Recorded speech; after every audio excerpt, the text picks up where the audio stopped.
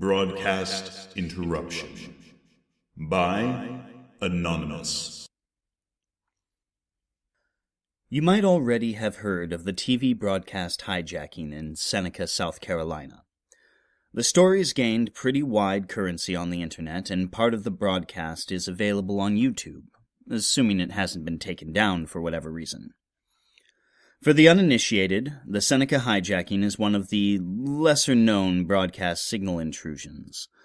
It was big news here, but the nation news media barely touched on it. Anyway, I've decided to jot down my impressions of the whole thing, even though other eyewitnesses have already described it more eloquently than I could. I was home on winter break when it happened, making chemistry flashcards in front of the TV. No one else was around. After watching the umpteenth Law & Order rerun, I got bored and started channel surfing. A couple minutes later, I stumbled onto this shitty public access channel where, bizarrely enough, my old high school Latin teacher was reciting a poem while wearing this dorky three-cornered hat. I watched for a few minutes and had a good laugh. I remembered him as a pretty serious guy. Not the sort of person who'd embarrass himself in public like this. When suddenly, there was this staticky crackle, and the screen cut to this multicolored test pattern. Before I had time to change the channel, there's another crackle, and this weird cartoon shows up on screen. The animation style was detailed, but kind of jiggly and rough. It reminded me of those old anti-drug PSAs. Anyway, it seemed normal enough at first. An ordinary-looking middle-class family eating breakfast together at a round kitchen table.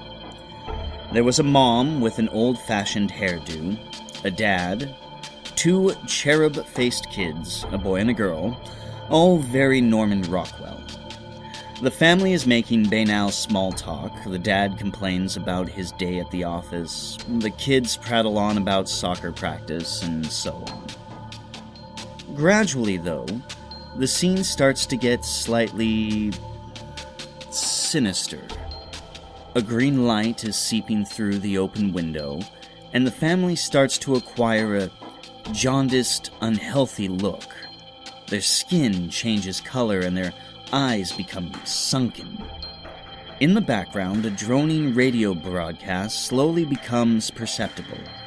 The announcer gives the date as November 15, 2017, and starts to go on and on about some strange crisis. You can barely hear what he's saying. He says something about a green light, melting flesh, mutations, strange shapes emerging from the sea. Again and again, the phrase, "Report to the nearest shelter immediately," is audible. Still, the family keeps eating breakfast as if nothing was happening. And here's where it gets really macabre. The family finishes eating breakfast, and the mom loads the kids into a minivan.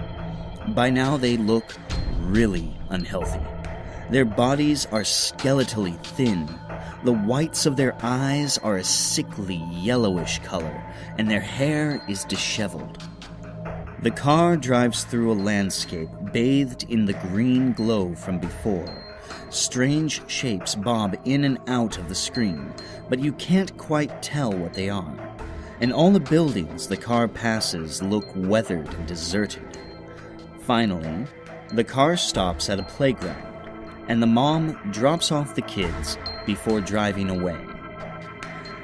There are large, odd-colored rocks all over the ground, and moaning can be heard in the distance. The kids hang mirthlessly on the monkey bars for a while.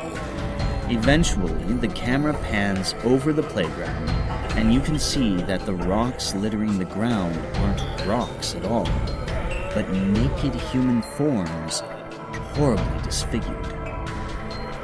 They seem to be either growing into or from the ground. I can't say which. And they are very much alive. Behind the monkey bars, a tree can be seen with a human face growing from the trunk. Its features are writhing and contorted in agony. The scene suddenly shifts to a white-collar office where the children's father is stooped over a desktop, typing away.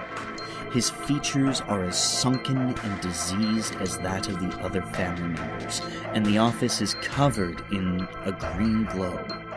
In the other cubicles, fleshless corpses sit upright at their desks, frozen in death. Finally, we see the family return home for the evening, walking through the front door together.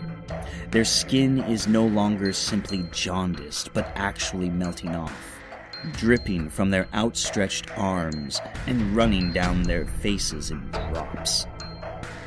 As they are literally falling to pieces, the family sits down in the dining room and begins wordlessly to eat dinner.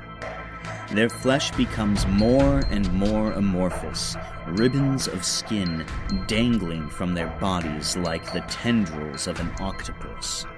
I can barely describe it, but they somehow begin to merge with the chairs they are seated on, or rather their skin grows over them. By now, their skin has the consistency of melted ice cream, and they are barely recognizable as human, except for their eyes, which somehow remain intact. The camera zooms closer and closer to the table, and finally their eyes all move directly towards the camera, conveying a feeling of unfathomable sadness. The screen goes black, and large white letters appear on the screen. Report to the nearest shelter immediately. Remaining at private residences is strictly prohibited. And with that, the screen turned to static. I stared in stunned silence for a few minutes before the banal local channel switched back on. And that's all I know, really. I almost thought I was dreaming until the paper reported the story the next day. God knows what really happened. A ridiculously elaborate prank? An ill-advised viral marketing campaign? The crazier parts of the internet have their own theories.